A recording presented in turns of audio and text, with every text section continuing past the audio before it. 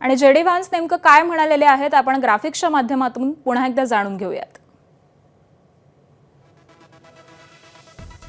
आम्ही 21 तास चर्चा केली, अनेक मुद्द्यांवरती ठोस चर्चा झाली, ही गुड न्यूज आहे।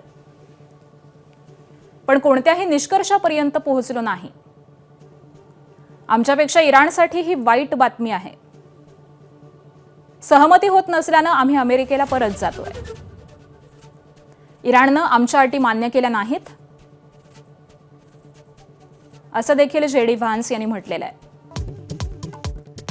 21 तासांच्या चर्चेनंतरही अमेरिका इराणमधील चर्चा निष्फळ। अमेरिकेचं शिष्टमंडळ चर्चा सोडून मायदेशी रवाना। इराणने आमच्या अटी मान्य केल्या नाहीत अशी जेडी व्हान्सची तक्रार। अमेरिकेच्या अवास्तव मागण्या मान्य नाहीत, इराणचं स्पष्टीकरण। कुठल्याही प्रकारे शरण जाणाऱ्या अटी मान्य करणार नाही, इराणची भूमिका।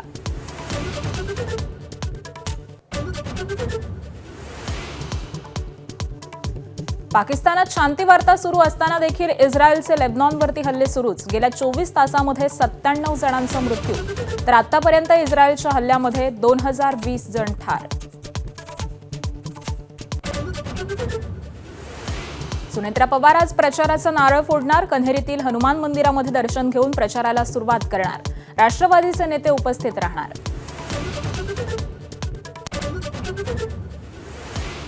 भगीरथ बालके आणि त्यांच्या पत्नी शिवसेनेमध्ये प्रवेश करणार। तानाजी सावंतांचे पुतणे अनिल सावंत देखील हाती घेणार धनुष्यबाण। उपमुख्यमंत्री शिंदे आज पंढरपूरच्या दौऱ्यावर।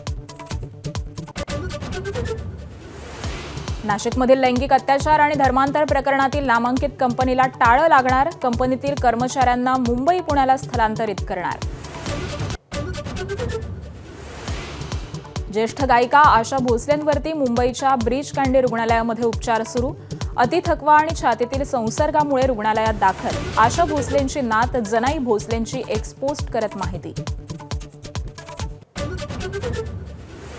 राज्यातील स्कूल बसची मनमानी मोडीत निघणार। बसचं भाडं आता सरकार ठरवणार।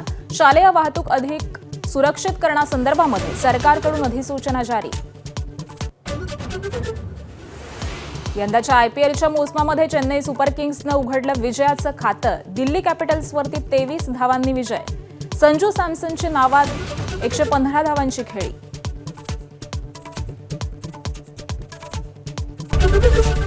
एबीपी माझा, उघडा डोळे बघा नीट।